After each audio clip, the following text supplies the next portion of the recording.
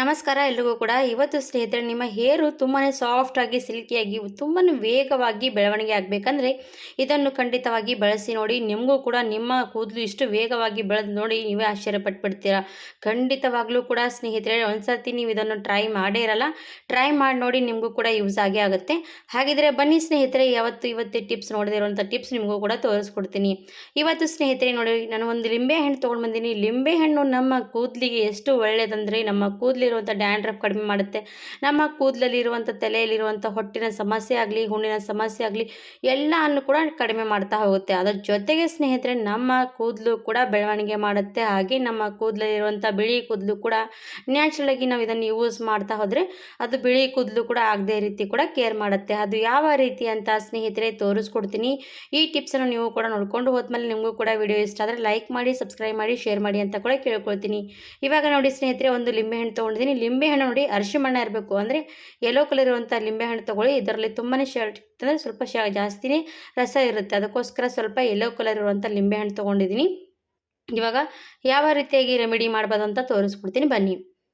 ಇವಾಗ ನೋಡಿ, ಒಂದು ಗಾಜಿನ ಬಟ್ಲು ತೊಗೋಬೇಕು. ಇದನ್ನು ರೆಮಿಡಿ ಮಾಡೋದಕ್ಕೆ ಒಂದು ಸ್ವಲ್ಪ ಗಾಜಿನ ಬಟ್ಲಿದ್ದರೆ ತುಂಬಾ ಒಳ್ಳೆಯದು. ಹಾಗಾಗಿ ಇವಾಗ ಒಂದು ಕಾಚಿನ ಬಟ್ಲು ತೊಗೊಂಡಿದ್ದೀನಿ. ಇವಾಗ ಏನು ಮಾಡ್ತೀನಿ ಅಂದರೆ ಫಸ್ಟಿಗೆ ವೀಕ್ಷಕರೇ, ನಾನು ಲಿಂಬೆಹಣ್ಣು ಕಟ್ ಮಾಡ್ಕೊಂಡು ತೊಗೊಂಡು ಆ ಲಿಂಬೆಹಣ್ಣಿನ ರಸ ಚೆನ್ನಾಗಿ ಹಿಂಡ್ಕೋಬೇಕಾಗತ್ತೆ. ತೋರಿಸೋ ರೀತಿಯಲ್ಲಿ ಖಂಡಿತವಾಗಿ ಪೂರ್ತಿಯಾಗಿ ನೋಡಿಕೊಂಡ್ರೆ ನಿಮಗೂ ಕೂಡ ಅರ್ಥ ಆಗುತ್ತೆ. ಇವಾಗ ನೋಡಿ, ನಾನು ರಸವನ್ನು ಹಿಂಡ್ತಾ ಇದ್ದೀನಿ.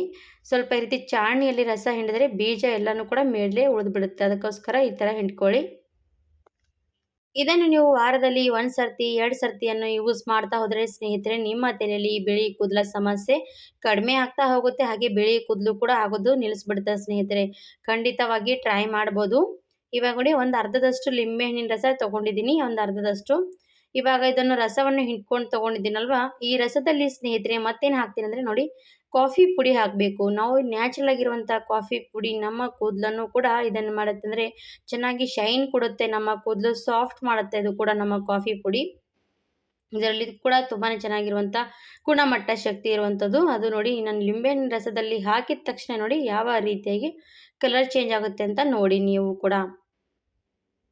ಇವಾಗ ನೋಡಿ, ಕಾಫಿ ಪುಡಿ ಮತ್ತು ಲಿಂಬೆಹಣ್ಣಿನ ರಸವನ್ನು ಚೆನ್ನಾಗಿ ಮಿಕ್ಸ್ ಮಾಡ್ಕೊಂಡು ತಗೊಳ್ಳಿ. ಈ ಥರ ಇರುವಂಥದ್ದು ನೀವು ಯಾವತ್ತೂ ಕೂಡ ಯೂಸ್ ಮಾಡೇ ಇರಲ್ಲ ವೀಕ್ಷಕರೇ, ಖಂಡಿತವಾಗಿ ಯೂಸ್ ಮಾಡ್ಬೋದು. ಇವಾಗ ನೋಡಿ, ಅದಕ್ಕೆ ನಾನು ಅಲೆವೇರಾ ಹಾಕ್ತಾಯಿದ್ದೀನಿ. ಸ್ವಲ್ಪ ಒಂದು ಅರ್ಧದಷ್ಟು ನೀವು ಅಲೆವೇರಾ ಫ್ರೆಶ್ ಆಗಿರುವಂಥ ಅಲೆವೇರಾ ತೊಗೊಂಡು ಹಾಕ್ಕೊಳ್ಳಿ. ಇಲ್ಲಾಂದರೆ ಮನೇಲಿ ಅಲೆವೇರಾ ಜೆಲ್ ಕೂಡ ಇದ್ದರೆ ಅದು ಕೂಡ ಇದರಲ್ಲಿ ಹಾಕ್ಬೋದು. ನಾನು ಇವಾಗ ಅಲೆವೇರಾ ಜೆಲ್ ಹಾಕ್ತಾಯಿಲ್ಲ, ಅಲೆವೇರಾನೇ ಹಾಕ್ತಾ ಇರುವಂಥದ್ದು. ಅದು ಕೂಡ ನೋಡಿ ಈ ರೀತಿ ಸೈಡಿಗೆಲ್ಲ ಕಟ್ ಮಾಡ್ಕೊಂಡು ತೊಗೊಂಡು ಒಳಗಡೆ ಬರುವಂಥ ಜೆಲ್ ಎಲ್ಲನೂ ಕೂಡ ಇದರಲ್ಲಿ ಹಾಕ್ತೀನಿ. 1 ಸ್ಪೂನಷ್ಟು ಹಾಕಿದ್ರೆ ಸಾಕಾಗುತ್ತೆ. ನೀವು ವಾರದಲ್ಲಿ 1 ಸರ್ತಿ ತಲೆಗೆ ವಾಶ್ ಮಾಡ್ತಾ ಇದ್ದರೆ ಇದನ್ನು ನೀವು ಖಂಡಿತವಾಗಿ ತಲೆ ಸ್ನಾನ ಮಾಡೋಕ್ಕಿಂತ ಮುಂಚೆ ಇದನ್ನು ನೀವು ಹಾಕಿ ತಲೆ ಸ್ನಾನ ಮಾಡಿಕೊಂಡ್ರೆ ಸಾಕು. ನಿಮ್ಮ ಕೂದಲು ತುಂಬಾ ಉದ್ದವಾಗಿ ಶೈನಿಯಾಗಿ ಬೆಳವಣಿಗೆ ಆಗುತ್ತೆ. ಹಾಗೆ ನಿಮ್ಮ ಕೂದಲು ತುಂಬಾ ಚೆನ್ನಾಗಿ ಗ್ರೋತ್ ಕೂಡ ಆಗುತ್ತೆ. ನಿಮ್ಮ ತಲೆಯಲ್ಲಿರುವಂಥ ಸಮಸ್ಯೆ ಎಲ್ಲನೂ ಕೂಡ ಕಡಿಮೆ ಆಗುತ್ತೆ ಸ್ನೇಹಿತರೆ. ಇವಾಗ ನೋಡಿ, ಇದನ್ನು ಅಲ್ವೇರಾ ಜೆಲ್ ಈ ಥರ ಹಾಕ್ತಾ ಇದ್ದೀನಿ, 1 ಸ್ಪೂನಷ್ಟು. ಇದು ನೋಡಿ, ಅಲ್ವೇರಾ ಜೆಲ್ ಹಾಕಿದ್ದೀನಿ. ಫ್ರೆಶ್ ಆಗಿರುವಂಥ ಅಲ್ವೇರಾ ಜೆಲ್ ತುಂಬಾ ನೋಡ್ತಾ ಇರ್ಬೋದು. ಅದರಲ್ಲಿ ಕಹಿ ಅಂಶ ಕೂಡ ತುಂಬಾ ಇರುತ್ತೆ ಸ್ನೇಹಿತರೆ. ನಮ್ಮ ತಲೆಯಲ್ಲಿ ಹೊಟ್ಟು ಸಮಸ್ಯೆ ಆಗಲಿ, ನಮ್ಮ ಕೂದಲು ಕೂಡ ಸಾಫ್ಟ್ ಮಾಡುತ್ತೆ. ಅದ್ರ ಜೊತೆಗೆ ಸ್ನೇಹಿತರೆ ನಮ್ಮ ತಲೆಯಲ್ಲಿ ಹೊಟ್ಟು, ಹುಣ್ಣು ಎಲ್ಲನೂ ಕೂಡ ಇದನ್ನು ಕಡಿಮೆ ಮಾಡ್ತಾ ಹೋಗುತ್ತೆ. ಅದಕ್ಕೋಸ್ಕರ ನಾವು ಇದು ಅಲೋವೆರಾ ಜೆಲ್ ಯೂಸ್ ಮಾಡ್ತಾ ಇರ್ಬೋದು. ವಾರದಲ್ಲಿ 1 ಸರ್ತಿ ಕೂಡ ನೀವು ಅಲೋವೆರಾ ಜೆಲ್ ನಿಮ್ಮ ಹೇರಿಗೆ ಅಪ್ಲೈ ಮಾಡ್ಕೋಬೋದು. ಹಾಗೆ ಕೂಡ ಇವಾಗ ನೋಡಿ, ಅಲೋವೆರಾ ಜೆಲ್ ಹಾಕಿದ ತಕ್ಷಣ ಚೆನ್ನಾಗಿ ಮಿಕ್ಸ್ ಮಾಡ್ತಾ ಇದ್ದೀನಿ. ನೋಡ್ತಾ ಇರ್ಬೋದು ಯಾವ ರೀತಿಯಾಗಿ ಕಲರ್ ಚೇಂಜ್ ಆಗಿರುವಂಥದ್ದಂತ. ಇನ್ನೊಂದು ಇದರಲ್ಲಿ ಹಾಕಬೇಕಾಗುತ್ತೆ ಸ್ನೇಹಿತರೆ. ಇನ್ನೊಂದು, ನಾವು ಮನೆಯಲ್ಲೇ ಯೂಸ್ ಮಾಡ್ತಿರಲ್ಲ, ಯಾವುದು ಯೂಸ್ ಮಾಡ್ತೀರಾ ಶಾಂಪು, ಅದನ್ನು ಇದರಲ್ಲಿ ಬಳಕೆ ಮಾಡಿ. ನೀವು ಅದು ಇದು ಅಂತೇನಿಲ್ಲ, ನಿಮ್ಮ ಮನೇಲಿ ಯಾವುದು ಶಾಂಪು ನೀವು ವಾರಕ್ಕೆ ಹಚ್ತಾ ಇರ್ತೀರಲ್ಲ ತಲೆಗೆ, ಅದನ್ನು ಇದರಲ್ಲಿ ಶಾಂಪು ಹಾಕಬೇಕು. ಆ ಶಾಂಪು ಕೂಡ 1 ಸ್ಪೂನಷ್ಟು ಹಾಕ್ಕೊಂಡು ತಗೊಳ್ಳಿ.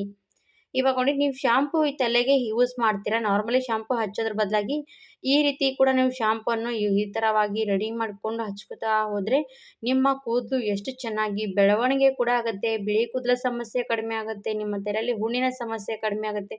ಇವೆಲ್ಲನೂ ಕೂಡ ಕಡಿಮೆ ಮಾಡ್ಕೋಬೋದು. ನಾರ್ಮಲಿ ನೀವು ಶಾಂಪು ಹಚ್ಚಿದ್ರೆ ಏನು ಕಡಿಮೆ ಆಗಲ್ಲ ಸ್ನೇಹಿತರೆ, ತಲೆ ವಾಶ್ ಅಷ್ಟೇ ಮಾಡ್ಕೋಬೋದು. ಅದನ್ನು ಕಡಿಮೆ ಮಾಡ್ಕೊಳ್ಳೋದಕ್ಕೆ ಈ ರೀತಿಯಾಗಿ ನೀವು ಬದಲಾವಣೆ ಮಾಡಿಕೊಂಡ್ರೆ ತುಂಬಾ ಒಳ್ಳೆಯದು. ಇವಾಗ ನೋಡಿ, ನಾನು ತಲೆಗೆ ಇವರಿಗೆ ಹಚ್ತಾ ಇದ್ದೀನಿ. ಖಂಡಿತವಾಗಿ ಈ ಥರ ತಲೆ ಪೂರ್ತಿಯಾಗಿ ಜೆಂಟ್ಸ್ ಆಗಲಿ ಲೇಡೀಸ್ ಆಗಲಿ ಈ ಥರವಾಗಿ ರೆಡಿ ಮಾಡಿ ಹಚ್ತಾ ಹೋಗ್ಬೋದು. ಇವಾಗ ನೋಡಿ ತಲೆ ಪೂರ್ತಿಯಾಗಿ ಹಚ್ಕೊಳ್ತಾ ಇದ್ದಾರೆ. ಹಚ್ಕೊಂಡು ನೀವು ನೀರಿಂದ ಚೆನ್ನಾಗಿ ವಾಶ್ ಮಾಡಿಕೊಂಡ್ರೆ ಸಾಕು. ಈ ಥರವಾಗಿ ವಾರದಲ್ಲಿ 1 ಸರ್ತಿ 2 ಸರ್ತಿ ಟ್ರೈ ಮಾಡಿ ನೋಡಿ. ನಿಮಗೂ ಕೂಡ ಯೂಸ್‌ಫುಲ್ ಆಗೇ ಆಗುತ್ತೆ. 1 ಸರ್ತಿ ಅಲ್ಲ ಸ್ನೇಹಿತರೆ, 4 ಸರ್ತಿ ಕೂಡ ನೀವು ಟ್ರೈ ಮಾಡ್ತಾ ಹೋಗ್ತೀರಾ. ಅಷ್ಟು ಚೆನ್ನಾಗಿ ಯೂಸ್‌ಫುಲ್ ಆಗುವಂಥ ಟಿಪ್ಸು. ಖಂಡಿತವಾಗಿ ಟ್ರೈ ಮಾಡಿ. ವಿಡಿಯೋ ಇಷ್ಟ ಆದರೆ ಲೈಕ್ ಮಾಡಿ, ಸಬ್ಸ್ಕ್ರೈಬ್ ಮಾಡಿ, ಶೇರ್ ಮಾಡಿ ಸ್ನೇಹಿತರೆ ಅಂತ ಕೇಳ್ಕೊಳ್ತೀನಿ. ಇವಾಗ ನೋಡಿ ತಲೆ ಪೂರ್ತಿಯಾಗಿ ಎಲ್ಲ ಹಚ್ಕೊಂಡ್ಮೇಲೆ ತಲೆ ವಾಶ್ ಮಾಡ್ಕೊಂಡು ತೊಗೊಂಡ್ರೆ ಸಾಕು. ತುಂಬಾನೇ ಚೆನ್ನಾಗಿ ನಿಮ್ಮ ಕೂದಲು ಬೆಳವಣಿಗೆ ಆಗುತ್ತೆ. ನಿಮ್ಮ ಕೂದಲು ಸಾಫ್ಟ್ ಆ್ಯಂಡ್ ಸಿಲ್ಕಿ ಆಗುತ್ತೆ ಸ್ನೇಹಿತರೆ. ಎಲ್ರಿಗೂ ಕೂಡ ಧನ್ಯವಾದ ಸ್ನೇಹಿತರೆ. ಹಾಗೆ ಮತ್ತೊಂದು ವಿಡಿಯೋ ಜೊತೆಗೆ ಮತ್ತೊಂದು ಸತಿ ಸಿಗೋಣ. ಅಲ್ಲಿವರೆಗೂ ಕಾಯ್ತಾ ಇರಿ ವೀಕ್ಷಕರು. Thank you for watching.